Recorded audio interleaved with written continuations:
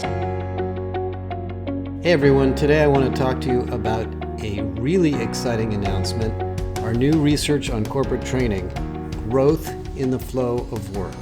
And the history of this, for me, is more than 20 years of studying the corporate training market. The very first study I did on this was in 2004. It was called the High Impact Learning Organization. And we spent a lot of time understanding the organization and governance, the technologies, the practices, the organizational models, the skills needed to build a great training function. And as many of you know who've been following me, at the time, back in the early 2000s, the focus was on e-learning, online learning, technology learning, digital learning, and creating a learning infrastructure of tools so that employees could get access to the education and training and content they needed to do their jobs well. And as most of you know, in the last decade, that was about learning management systems and content management systems and content development. And that continues to be a big issue and important, but it has now become really almost commoditized in the sense that you can buy off-the-shelf learning technologies like that and lots of content libraries, and you can turn them on, and they will have some impact on your organization, but they won't have the impact you want because the bar has been raised. And what's happened in the last 5 years, of course, is massive increases in mobility inside companies and across companies, to some degree created by the pandemic, the whole advent of hybrid work, and the unprecedented acceleration of industry transformation that is forcing every company to not only be good at digital skills or technology skills, but to actually learn about an adjacent industry that they may not understand. This is Walmart getting into healthcare, Chevron getting into hydrogen, Ford getting into electric vehicles, banks getting into crypto. These aren't just technical skills. These are new domains. These are new business areas. And so what corporate training departments are saddled with is the never-ending need to do onboarding and leadership development and technical skills training and compliance, but much more to plot the future of the skills and capabilities that the company needs to continue to innovate and differentiate itself and evolve into this new area. And that means it's all about growth. And what we basically found in the research is that all of the core capabilities of L&D continue to be important, many of which you know a lot about, but these new capabilities and growth are the differentiators. Now, let me explain how this research works. What we've done, this is the 6th time I've done this, it's been a labor of love every single time, is we send out a massive survey to several thousand companies and we ask them all sorts of disciplines about their corporate training and HR practices. And we know a lot about learning, so you know a lot what to ask. This includes program skills, priorities, organizational models, their general budgeting, how much money they're spending, all sorts of things like that. We get all that data back, and we correlate the findings against 3 types of business outcomes. Financial returns, how profitable and how fast is the company growing. Human capital returns, what is the company's Glassdoor rating, what is the company's retention rate and levels of engagement. And then growth and innovation, is this a company that believes they are leading their market or following in their market? And what we basically find, as we find in all of our studies, that there are a set of small number of practices out of the 100 or so that we study that really differentiate these high-performing companies. And in this particular case, it's exactly what I was saying. It's all about growth, career development, career pathways, identifying adjacent skills. So if I'm a salesperson, I can move into marketing. If I'm a marketing person, I can move into sales. If I'm doing work on fossil fuels, I can move into hydrogen. If I'm an electrical engineer, I can move into electrical vehicles. If I'm a customer service agent, I can become a patient care specialist and then later become a nurse. If I'm a nurse, I can become a nursing supervisor or maybe work in radiology. Those are what we call pathways, career pathways. It isn't the traditional career path. You know, for most of you who are my age, you know what these career paths were. They were locked in stone and you were forced to wait your turn to move up the career pyramid year by year, or maybe every 2 to 3 years or longer. Well, companies don't work that way anymore. Things happen too fast. We need people to work on cross-functional projects now, not 2 years from now. And workers, employees, won't wait around. In fact, the urgency of this problem is the retention rate. As most of you know, almost a third of the workforce has voluntarily decided to leave their company this year. That is an unprecedented quit rate. And some new research by McKinsey actually discovered that of those people leaving one job to go to another, 65% of them are changing industries. So they are taking whatever skills they have and they are saying, adios to you. I'm going to go do something that's more fun or more interesting or more developmental for me. And if you can't provide that kind of opportunity inside your company, not only are you underperforming as a business, but I guarantee you your retention rate is suffering. In fact, I just had a really interesting conversation on this last week with the head of HR of one of the fastest growing tech companies in the market. I won't mention who they are. They are headquartered in San Diego. They have 1,800 employees. They're planning on hiring 1,000 employees over the next 2 years. And she told me that their turnover rate was 24%. And this is a great company. And I asked her, why are all those people leaving? She said, I don't really know. I can't even tell. But they don't have a lot of career development. They don't have growth plans. They don't have internal marketplace. They don't have skills taxonomy stuff yet. They're too small. And you can see that they're suffering as a result of that. Now, the context for this, of course, is this is not a new idea. You guys know this. Everybody in HR knows we need to give people developmental plans and developmental opportunities. But what the research shows is that this is a very immature area of corporate training. And in fact, I sort of feel like we need to retitle the job from the chief learning officer to the chief growth officer. Because ultimately, if people are not growing, what is the point in learning? Yeah, it does make you better at your job and, reduce the number of errors and so forth. That's all important. But from the standpoint of the employee in the organization, if we're not getting growth out of it, we're not focused on the right things. And here's one way to think about it. And I've been thinking about this a lot as we prepare to launch this. There's really 4 stages to impact in the corporate training function. The first is the learning itself. We need it for compliance reasons. We need it for onboarding reasons. We need it for supervisory skills and so forth. That leads to skills. So you have a skills taxonomy, you have a skills model, you have a bunch of skills-based programs so people can develop some skills that you tell them or they believe are important in their jobs. And by the way, you don't need 20,000 of those. You need a small set of those that you decide are important. But those skills are no good if you can't apply them, if you don't have context around them, if you don't have wisdom on how to use them. So we need capabilities. So we go from learning to skills to capabilities. And many of you have heard me talk about what a capability is. Capability is a business context relevant set of skills that actually makes you better at your job. And they have more complex concepts. We discovered about 85 capabilities in the HR profession that we have that you can assess yourself against in our capability model. And that begs the question of building what we call capability academies, context-oriented training programs that don't just teach you a skill, but allow you to practice the skill, use it, develop it over time, get mentoring, get coaching, do some stretch assignments, get feedback, and so forth. But then let's suppose you do build these capabilities and you've turned into the world's best sales rep or the world's best manufacturing engineer or a really, really good supervisor or manager. What's next? Your growth. Growth is the next step from learning to skills to capabilities to growth. That's what's going on.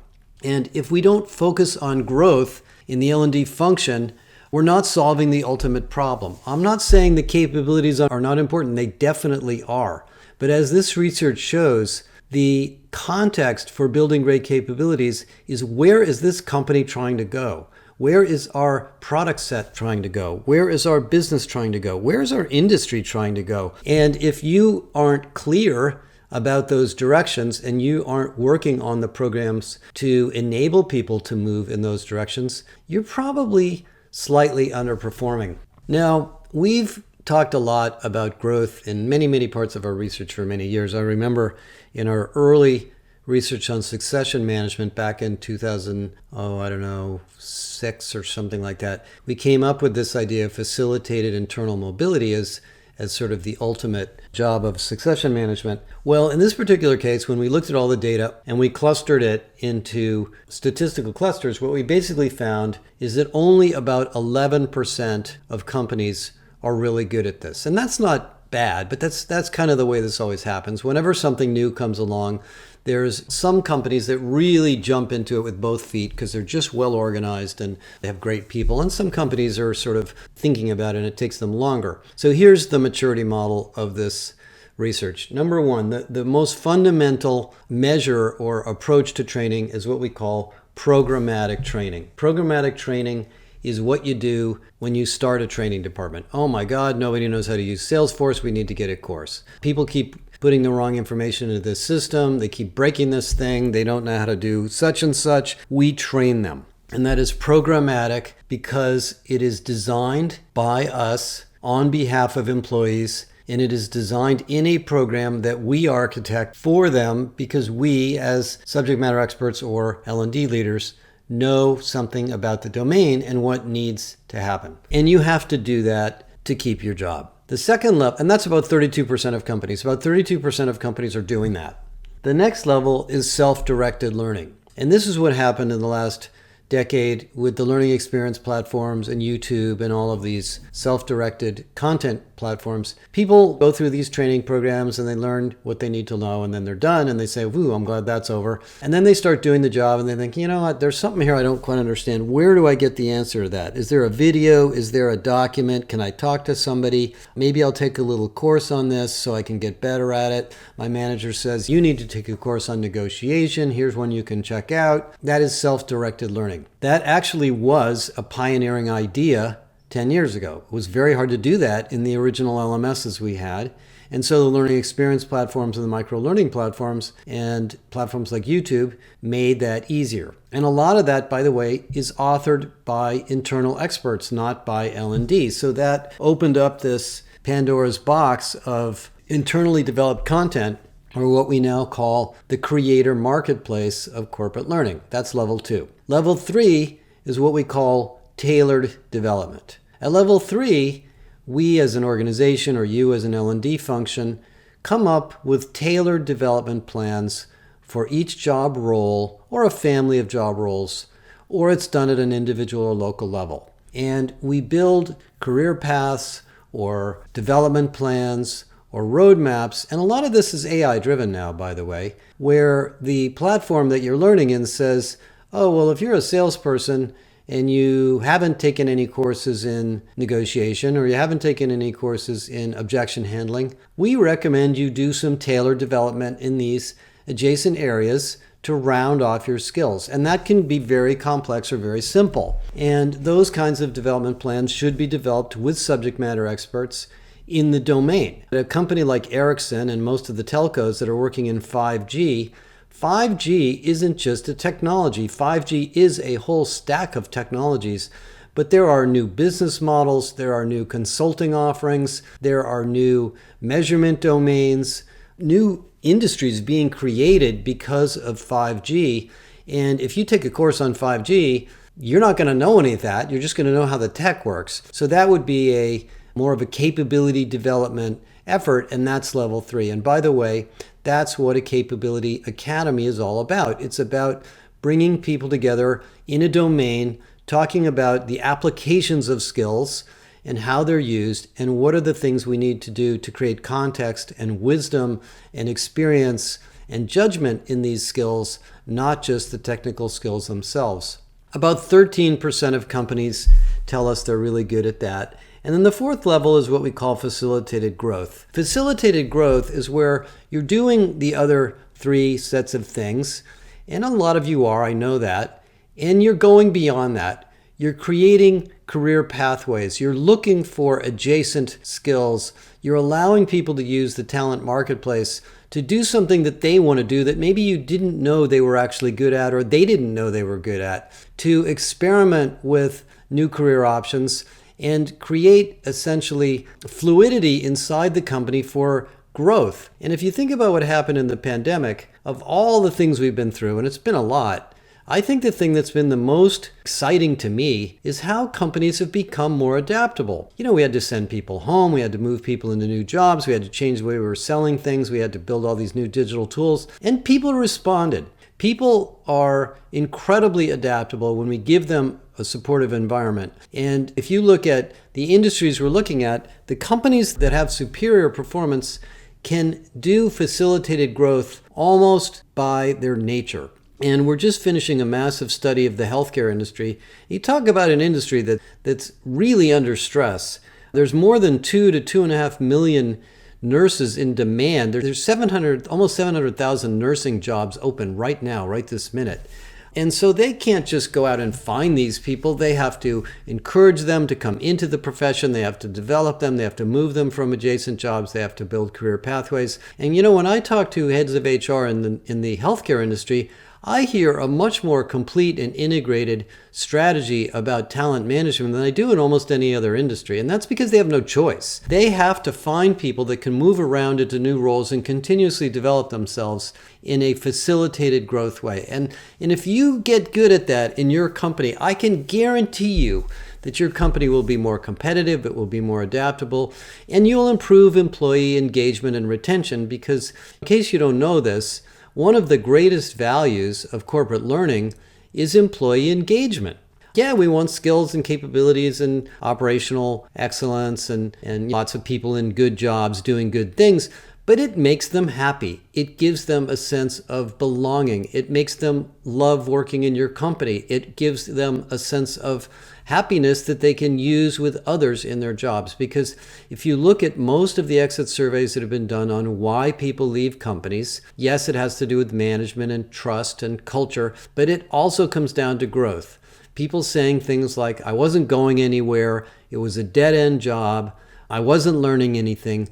Those are the things that always are behind the scenes when somebody leaves your company. So if you give them lots of opportunities, you will become not only a company that develops people, but a company that better assesses and engages people as well. Now, there's lots and lots of things in this research. I'm not going to go through the whole thing right now.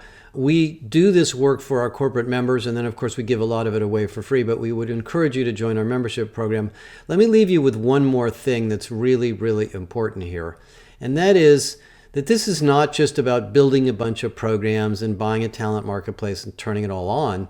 It's really a journey in culture and internal skills in L&D. If you look at companies that have lots and lots of internal growth and they can practice growth in the flow of work, and managers coach people and people move around from role to role, and there's a real spirit of adventure and mobility inside the company, they have a lot of things they've learned over the years. They reward people for mobility. They talk about mistakes and don't blame people for mistakes. They hire and promote managers who are developers of people. They have people in L&D that understand the technology well, and they're willing to invest in new tools all the time because the L&D market is filled with technology and innovation. It's in the most innovative stage I've ever seen it, to be honest. They try new things. They do MVPs. They go out and they work with the business. They look at skills taxonomies. They practice talent intelligence. They look at where the job market is going and where the skills are going.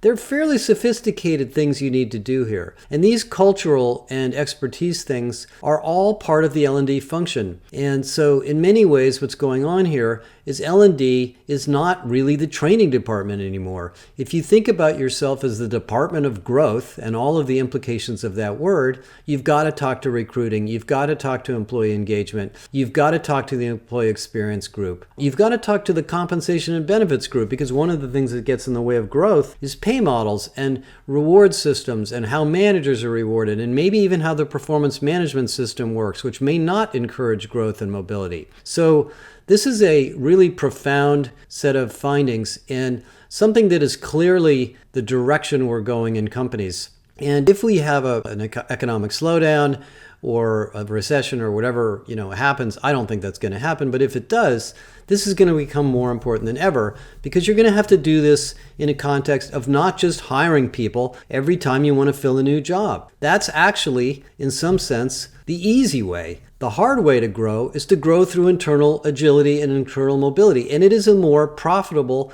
and lower risk way to grow. Companies that just keep hiring and hiring and hiring are the ones that are in trouble right now. A lot of them overhired. So this whole business of facilitated growth and growth in the flow of work is really a CEO level agenda. Anyway, this is a really exciting part of our research. I want to compliment and thank Nahal Nanjia, who led this research for us. We'll be doing a lot of education and outreach on this, and please get hold of us if you'd like to get a deep dive and talk to us more about how it applies to your organization. Thank you.